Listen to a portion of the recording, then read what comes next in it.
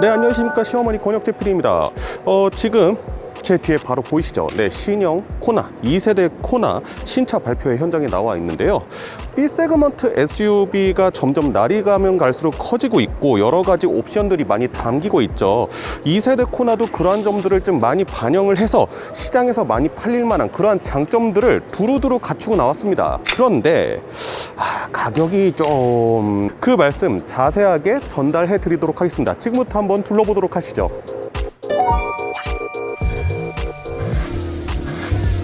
자, 2세대 코나에서 우선적으로 칭찬해주고 싶은 부분은 바로 디자인적인 부분이라고 말씀을 드릴 수 있을 것 같은데요. 1세대 코나를 봤을 때 이런 클래딩, 이 검은색으로 되어 있는 이런 플라스틱 같은 이 몰딩들, 이러한 것들이 이렇게 자연스럽게 전면부로 다가가서 헤드램프를 이렇게 구성하고 이런 디자인이었는데, 그런 디자인적인 아이덴티티, 코나의 아이덴티티를 2세대에서도 이렇게 끌고 오신 모습을 확인하실 수가 있어요. 그러면서 사실 저는 이 코나 티저 이미지를 보고도 제일 놀랐던 건 뭐냐면은, 디자인들이 보면은 다 이렇게 조금씩 각을 세우고 있거든요. 이 헤드라이트 부분도 이렇게 각지게 되어 있고 이쪽 부분도 각진, 이런 디자인들이 되어 있는데, 이 각진 게 그냥 딱 봤을 때는 평면적인 디자인으로 보이는데, 전면부에 헤드라이트 있는 곳까지 평면적으로 이렇게 구성해낸 것들 보면서 되게 이 평면적인 디자인인데 입체감을 잘 살렸구나 라는 점에 있어서 놀랐습니다. 현대차가 요즘 디자인적인 아이덴티티로 상당히 많이 도입하고 있는 이 심리스 호라이즌, 이렇게 쭉 연결되어 있는 DRL이 코나 2세대도 적용이 됐는데요. 제가 봤을 때는 이 2세대 코나에 가장 잘 어울리는 모습 아닌가라는 생각이 들거든요. 사실 스타리아라든가 그랜저에 이것들이 적용이 되었을 때 조금 호불호가 있었어요. 근데 코나 같은 경우에는 1세대 모델에 이미 이 상단 부분에 DRL이 적용이 되어 있었잖아요. 어떻게 보면은 그거를 일직선으로 쭉 이었기 때문에 1세대 디자인을 계승하면서도 자연스럽게 최근에 현대차 디자인의 이런 흐름을 잘 표현해내는 부분이 아닌가, 그런 생각을 좀 하게 되면서 디자인적으로는 상당히 많은 발전을 했다라는 게 일단은 첫 번째 포인트고요. 두 번째로는요, 차체가 상당히 좀 커진 편입니다. 우리가 B세그먼트 SUV, 이 코나가 언제 등장했나 한번 살펴보게 되면요, 쉐보레 트랙스라든가 르노 삼성의 QM3, 쌍용의 티볼리, 이런 차량들이 나와가지고 국내 시장에서 박 터지는 싸움은 아니었죠. 티볼리가 압도적으로 1등을 하고 있었으니까. 그런 시장에 코나는 비교적 좀 늦게 나오면서 티볼리의 왕자를 이렇게 가져간 그런 모델인데요. 근데 코나가 그렇게 딱 왕자를 가져간 건 좋았는데, 그 다음에 기아의 셀토스가 나오고 쉐보레 트레일블레이저가 나오고 르노 코리아의 XM3 이렇게 나오면서 점점 이 BSUV 세그먼트가 커지기 시작했어요. 등치로 밀고 나가니까 코나가 아무래도 나중에 가서 좀 작은 그런 B세그먼트 SUV가 되면서 조금 힘을 못 쓰는 그런 상황이 됐었는데, 코나는 이번에 좀 신차가 출시가 되면서 커졌습니다. 전체적인 전장이나 전고 같은 경우에는 셀토스에 비해서는 조금 작은 편인데, 휠 베이스가 셀토스에 비해서 한 3cm 정도 조금 더 길어요. 그 말인즉슨 뭐냐면은 1세대 코나를 봤을 때 좀 땅땅한 해치백 같은 그런 느낌이 있었잖아요.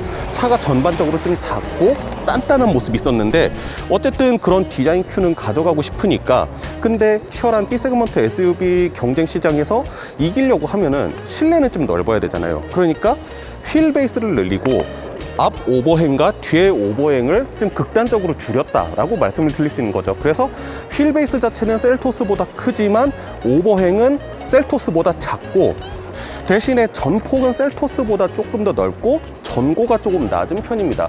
그러다 보니까 아무래도 좀 더 땅땅한 그런 이미지를 가져갈 수 있다라고 말씀을 드릴 수 있을 것 같아요. 지금 전시된 차량에는 19인치 휠이 제일 큰 휠 사이즈거든요. 17인치, 18인치, 19인치 휠 그렇게 준비가 되어 있고요. 하이브리드 모델 같은 경우는 18인치 휠이 제일 큰 휠이라고 합니다. 현재 이 차량에 들어간 색상이 이제 라임 색상이죠. 네오테릭 옐로우라는 색상인데, 길거리에서 그렇게 자주 마주칠 수 있는 색은 아닌 것 같아요. 왜냐면 어딜 가나 확 튀는 형광펜 색깔인데, 근데 되게 산뜻하고 이뻐 보이는 색깔이긴 합니다. 무엇보다 이 코나에 블랙 클래딩 같은 거를 좀 더 잘 돋보이게 만들어주는 색상이기도 하고요. 제가 좀 이따가 N9도 보여드릴 거지만요, 전반적으로 이렇게 좀 사다리꼴 모양을 만들면서 좀 더 스포티하고 역동적인 그런 모습을 나타내기도 했고요. 보도 자료를 보니까 지금 전기차를 최우선적으로 고려하고 디자인을 했다고 해요. 그래서 디자인적인 포인트로는 각진 부분이 있지만 전반적으로 이런 부분들 다 곡률이 둥글둥글합니다. 둥글둥글해서 공기 역학을 조금 많이 계산을 했다라는 것을 볼 수가 있죠. 그러니까 둥글둥글한데 이런 뾰족한 디자인 포인트가 가도 전혀 어색하지 않게끔 디자인을 잘 했다라고 볼 수 있는 거죠. 아무래도 좀 전기차를 염두에 둔 디자인이라고 했는데, 그래서 앞에 보면 이렇게 플랩이 있어요. 그래서 주행 중에 조금 냉각이라든가 그런 것들이 필요하다 그러면은 이렇게 열리는 스타일의 플랩이 이렇게 있으면서 전반적으로 공기 역학에 대해서 상당히 신경 쓴 것들을 확인을 할 수가 있죠. 루프 컬러는 이렇게 블랙으로 해가지고 조금 디자인적으로 좀 더 돋보이게, 그 다음에 좀 더 묵직해 보이게 그런 느낌으로 디자인을 한 포인트를 알 수 있고, 이렇게 블랙의 라인이 뒷 유리창 있는 쪽까지 쭉 연결되고, 이 벨트 라인에 있는 이 몰딩이 이렇게 자연스럽게 천장으로 이렇게 X자로 교체해 가면서 가는 디자인, 뭐 이런 것들 다 나쁘지 않은 것 같습니다. 그 다음에 이 부분에 뒤 휀더 윗부분으로 해서 좀 상당히 볼륨감이 있는 것도 볼 수 있고, 최근에 아반떼라든가 아이오닉 5 같은 경우에도 보시면은 이렇게 캐릭터 라인이 이렇게 수평으로 가면서 이쪽으로 쫙 가로질러 가는 이러한 라인들 많이 보실 수 있을 텐데요. Z자 형태 디자인, 요즘 현대차가 좀 많이 쓰는 그런 디자인 캐릭터죠. 선이 보면 되게 많아요. 여기도 라인, 여기도 라인, 여기도 라인, 여기도 라인 해가지고 주름들을 상당히 많이 잡아놨는데도 잘못 건드리면 상당히 좀 지저분해 보일 수 있는, 그런데 그런 것들이 하나도 없이 상당히 유기적으로 잘 연결됐다. 그럼 한번 뒷모습 쪽 한번 보도록 할까요? 후면부도 보면은 1세대 코나와 좀 디자인 큐를 많이 똑같이 가져간 부분들이 있습니다. 예를 들어서 이런 정지등, 브레이크등 같은 경우에 1세대 코나도 좀 상대적으로 위쪽으로 올라와 있었는 느낌이 있었는데, 현대차 최근에 디자인 아이덴티티를 따라서 이렇게 일직선으로 쭉 연결된 모습을 가져가는 것을 확인할 수 있고, 그 다음에 이렇게 클래딩과 연결되어 있는 방향지시등과 후진등, 방향지시등 한 번만 켜드릴게요. 그러한 것도 이제 같이 가져간다라고 볼 수 있겠죠. 앞부분이라든가 옆부분에 있어서 상당히 디자인적으로 많은 기교를 부린 반면에 뒷부분 같은 경우는 조금 절제된 그런 느낌이 있어서 상대적으로 조금 심심해 보인다라는 생각도 들기는 합니다. 이런 철판 부분이 좀 넓어서 그런 것 같은데, 그 사이를 이제 현대 엠블럼과 이런 코나라는 레터링 자체로 좀 메꾸려고 노력은 한 모습은 보이는데, 아무래도 좀 이 전면이나 측면의 그런 것들에 비해서는 조금 심심한 느낌이 들긴 하고요. 그리고 사실 이런 클래딩, 플라스틱 클래딩 같은 것들이 포인트는 될 수 있지만, 이런 플라스틱의 느낌을 너무 많이 쓰면은 싸구려, 좀 저렴한 그러한 인상이 들 수도 있기 때문에, 그래서 아무래도 이런 좀 스틸의 느낌을 좀 강하게 쓴 것 같아요. 그래서 이런 실버 메탈릭 스키드 플레이트 같은 것들이 적용이 되었는데, 이러한 부분의 궁합도 괜찮은 것 같고, 도어 몰딩의 이런 스틸의 느낌이 이렇게 쭉 올라와 가지고 스포일러의 역할까지 하는 것을 확인하실 수가 있죠.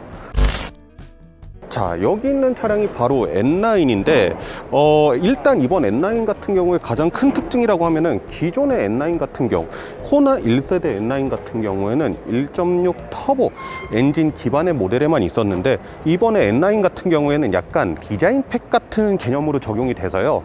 그래서 1.6 터보뿐만 아니라 2.0 자연흡기 엔진과 그 다음에 하이브리드 모델도 이 N9 팩을 선택을 할 수가 있습니다. 그래서 이 N9 팩을 선택하면은 가장 큰 차이점은, 일단은 그 검은색 플라스틱 몰딩 이런 것들이 다 사라지고 원톤으로 변한 것을 확인하실 수가 있어요.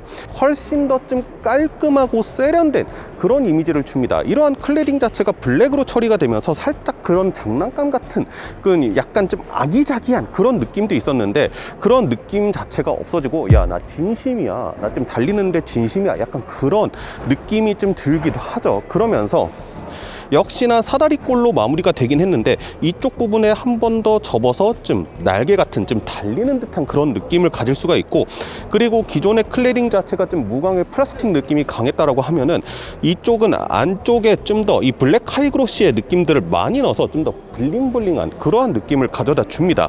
그 다음에 N 전용의 19인치 휠이 장착이 되기도 하고요. 참고로 N9 하이브리드도 적용할 수 있다고 그랬잖아요. 하이브리드 N9 같은 경우에는 적용을 하면은 19인치 휠이 아니라 18인치 휠이 적용이 된다고 하네요. 그러면은 그 다음에 뭐 이런데 군데군데 N9 배지 같은 것들도 확인을 하실 수가 있고요. 일단은 저쪽에 보이는 일반 모델에 비해서 조금 확연히 차이가 난 것을 확인하실 수 있죠. 윙이 이렇게 두 개로 쪼개져 있는 모습 확인하실 수 있네요. 야, 되게 스포츠카 같은 느낌이 나는 이런 윙이 달려져 있다는 것과 이 디퓨저 느낌을 낸 이러한 범퍼 하단 마감, 듀얼 머플러 팁이 달려져 있는 머플러, 오, 진짜 머플러예요. 네, 진짜 머플러고, 아까 전에도 말씀드렸듯이 2.0 자연흡기 엔진과 그 다음에 1.6 하이브리드에도 모두 적용이 되는 것이기 때문에 나는 예를 들어서 퍼포먼스적 달리는 거에 큰 관심은 없는데 조금 그래도 젊게 보이고 싶고 스포티한 그런 차를 모는 것 같이 보이고 싶어 라고 하면은 뭐 2.0 자연흡기를 선택하고 여기에 이런 패키지를 더할 수도 있는 거겠죠. 네, 일단은 기본형과 N9의 익스테리어적인 차이는 이러한 점이 있다는 거 말씀드리고 인테리어 쪽으로 한번 보여드리도록 하겠습니다. 일단은 최근에 현대차 디자인, 그런 인테리어 디자인의 기조를 좀 착실하게 따라가고 있는 모습들을 보여주고 있어요. 그래서 전반적인 인테리어 디자인은 아이오닉5에서 조금 변형된 것 같은 느낌? 이쪽에 날개만 있었어도 뭔가 아이오닉5 같았을 것 같은 그러한 느낌적인 느낌을 가지고 있는 인테리어 디자인을 가지고 있고요. 그 다음에 사실 이 코너에서 좀 칭찬해주고 싶은 부분은 인포테인먼트 화면이 기본으로 12.3인치가 들어갑니다. 깡통 모델을 사게 되면은 4.3인치 그 캐스퍼나 그런 데 들어가는 그런 디지털 같이 보이는 그 계기판 뭔지 아시죠? 그 계기판이 들어가지만 이 인포테인먼트 창만큼은 12.3인치로 제공을 하겠다, 이런 모습을 좀 보여주고 있어요. 물론 깡통으로 사게 되면은 내비게이션은 안 들어가 있다는 거 대신에 이제 폰 커넥트 기능이 있으니까 안드로이드 오토라든가 애플 카플레이를 통해 가지고 뭐 티맵이라든가 그런 걸 연결해서 다닐 수 있겠죠. 근데 지금 단 한 가지 조금 걱정이 된다라고 할까요? 걱정이 되는 점은, 일단은 아무래도 SUV다 보니까 시트 포지션이 제법 높은 편이에요. 제가 지금 시트 포지션 최대한 낮추고요, 제가 운전하는 포지션 그대로 맞춘 거거든요.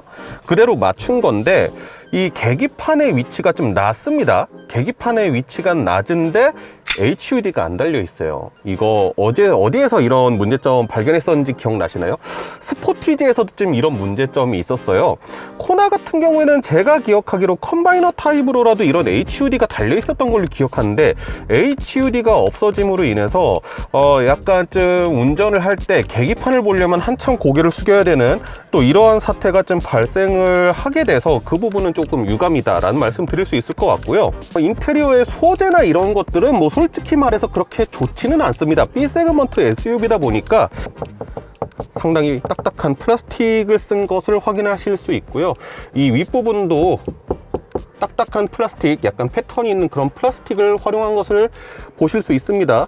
이런 센터 페시아 쪽 같은 경우에도 전반적으로 다 플라스틱을 쓰면서 소재에는 사실 그렇게까지 많은 신경을 쓰지 못했다. 오른 차값에 비해서는 조금 아쉬운 느낌이 있지 않나 라는 생각을 좀 하게 되고요. 그 다음에 일단은 기어 노브가 이쪽으로 왔어요. 이 그랜저와 똑같이 이렇게 핸들, 스티어링 휠 뒷부분에 이렇게 칼럼식으로 적용이 되었습니다. 이 부분 상당히 칭찬할 만한 게요, 이게 칼럼식이 적용이 되면서 기어 노브가 있어야 될 곳이 상당히 광활한 이런 공간으로 바뀌었습니다. 그래서 이렇게 누르면 컵홀더로 사용할 수 있는데 컵홀더를 펼치고도 이만큼의 수납 공간이 있다는 거죠. 핸드백 있잖아요. 이렇게 손으로 들고 다니는 작은 핸드백 같은 경우에는 그냥 여기다가 딱 올려놔도 될 정도의 그런 상당히 넓은 공간을 가지게 된 거. 스마트폰 무선 충전기 여기 있는 거 확인하실 수 있고요. 센터 콘솔 같은 경우에는 이렇게 되어 있습니다. 그래서 완전히 밀폐된 느낌은 아니고요, 오히려 좀 더 공간을 열어둠으로 인해서 조금 더 많은 짐을 실을 수 있는 그러한 느낌의 센터 콘솔을 살린 것을 확인하실 수가 있고, 참고로 그랜저와 똑같이 빌트인 캠2 녹음까지, 음성 녹음까지 되는 그 빌트인 캠2가 들어갔습니다. 오토홀드는 전자식 파킹 브레이크가 기본적으로 적용되어 있어서 깡통 모델도 오토홀드는 달려 있습니다. 12V 아울렛을 이렇게 똑딱 해가지고 여는 방식으로 이렇게 마감을 했어요. 그래서 전반적으로 상당히 좀 깔끔해 보이긴 하는데, 근데 이 조작감이 조금은 저렴한 느낌이 납니다. 이 부분은 조금 더 보강을 했으면 좋겠다라는 생각 들고요. 프로토 에어컨들 이렇게 적용된 거 확인할 수 있죠. 뭐 B 세그먼트에서 이 부분을 온통 다 디스플레이로 도배해달라 뭐 이런 요구까지는 바라진 않고요. 글로브 박스는 아주 평범하게 있고 여기에다가 뭔가 좀 얹을 수 있는 그런 수납 공간이 있다는 거 상당히 좋네요. 참고로 이 차량도 그랜저 같이 OTA가 기본적으로 적용이 돼요. 깡통 모델부터 적용이 되기 때문에 계기판 디자인은 조만간 좀 업데이트를 할 수 있지 않을까라는 생각이 들고, 아이오닉 5처럼 여기에다가 뭔가 좀 자석으로 붙일 수 있는 그런 공간이 있다라는 거, 시트 위치까지 기억해주는 이런 메모리 시트 버튼이 있는데 몇 가지 B 세그먼트에 좀 과하다 싶은 옵션도 있고요. 이거는 좀 없어져서 아쉬운 게 있다, 그런 옵션도 있어요. 대표적으로는 HUD를 말씀드릴 수 있겠죠. 시트 포지션은 좀 아무래도 SUV다 보니까 높은 느낌이 있고요. 시트의 착좌감 자체는 제가 지금 아직까지 운전을 안 해봐서 정확하게 말씀드리기는 어렵지만은 크게 나쁘지 않은 정도 말씀을 드릴 수 있을 것 같아요. 조금 허벅지가 살짝 부족한 것 같은 느낌이 들긴 한데 아무래도 소형차니까 그 부분은 이해하고 넘어가도록 하겠습니다. 그러면 한번 제가 이 시트 포지션 잡은 그대로 2열 공간 어떤지 한번 보도록 할게요. 휠 베이스가 셀토스보다 조금 더 늘었어요. 그래서 하나, 두 개는 일단 기본적으로 나오네요.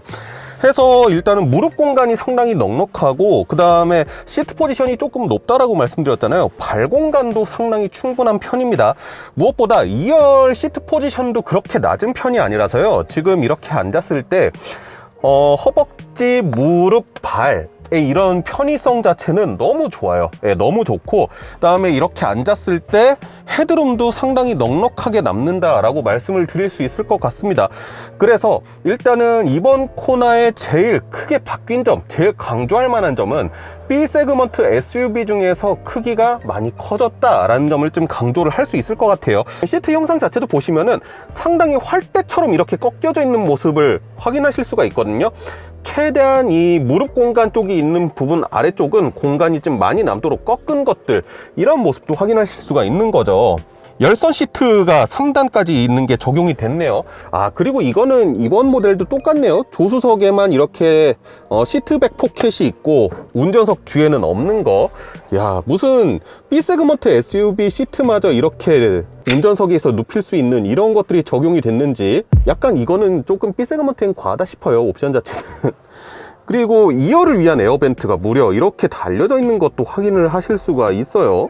그 다음에 C타입 USB 충전기 이렇게 두 개가 있고, 여기로는 수납 공간이 조금 있습니다. 뭐 핸드폰 정도, 이렇게 스마트폰 정도 이렇게 넣을 수 있는 공간이라고 보실 수 있을 것 같고요. 암레스트에는 컵홀더만 이렇게 있는 것을 확인하실 수가 있습니다.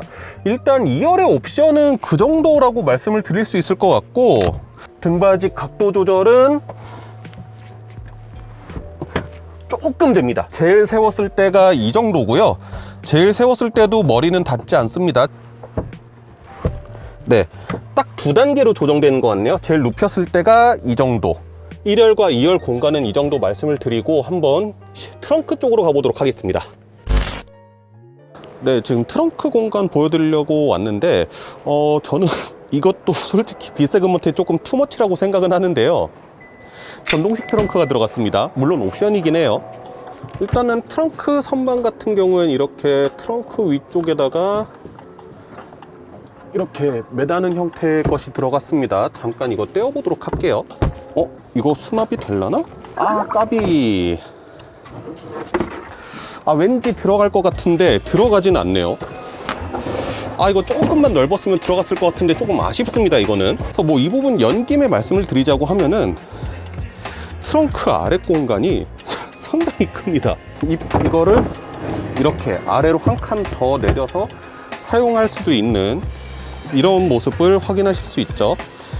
이렇게 해서 조금 더 이 트렁크 윗부분을 넓게 쓸 거냐, 아니면은 이거를 올려서 폴딩을 했을 때 좀 평평하게 이렇게 가져갈 것이냐의 차이라고 말씀을 드릴 수 있을 것 같은데, 전반적으로 휠 베이스는 늘렸지만 앞뒤 오버행은 조금 극단적으로 줄였다 라고 말씀을 드렸잖아요. 그래서 트렁크의 이런 깊이 자체는 사실 그렇게까지 넓진 않습니다. 하지만 아까 전에 보셨다시피 이 트렁크 아래쪽으로 공간이 제법 있고요. 그 다음에 이렇게 폴딩을 하게 됐을 때 공간 자체는 나쁘지 않은 것 같아요. 생각보다 넓긴 한데 차박할 만한 공간은 안 나온다. 예. 사실 이렇게 폴딩이 되는 차량들 같은 경우에 안전벨트가 옆으로 좀 빠져가지고 안전벨트가 막 흩날리고 이렇게 젖힐라 그럴 때 막 그 사이에 끼고 그런 경우가 많은데, 이렇게 2열 시트 부분에 이런 간단한 고리 하나를 배치를 해서 안전벨트가 흩날리지 않는다라는 점, 그 부분은 상당히 좋은 아이디어 같네요. 그리고 여기 있는 이 차량이 오늘 이 전시에서 유일하게 전시된 하이브리드 모델이라고 해요. 근데 하이브리드 모델 같은 경우에는 제일 사용할 수 있는 높은 휠이 이런 18인치 휠이 적용이 된 것을 확인하실 수가 있어요. 아무래도 효율을 중시하는 차량이기 때문에 연비를 위한 선택을 했다라는 느낌이 오고요. 그 외에 익스테리어 디자인이라든가 아니면 실내를 이렇게 슬쩍 봤을 때 다른 코나 1.6 터보라든가 2.0과는 차별성은 없는 걸로 보입니다. 오늘 전시에서 이 전기차 모델 같은 경우에는 전시가 안 되어 있어요. 전기차 모델 같은 경우에는 또 디자인이 조금 다르거든요. 나중에 코나 EV가 나왔을 때가 또 지금 어떤 느낌일지가 궁금하고요. 1세대 코나와 비교해서 말씀드렸다시피 아무래도 크기가 커지면서 거주성이 상당히 좋아졌다라는 것 장점으로 말씀을 드릴 수 있고, 디자인 자체가 1세대 아이덴티티를 상당히 잘 계승하면서도 최근에 현대차의 디자인 포인트들을 상당히 잘 녹여냈다 해서 디자인적으로 상당히 괜찮다라는 점에서 일단 두 번째 포인트 있고요.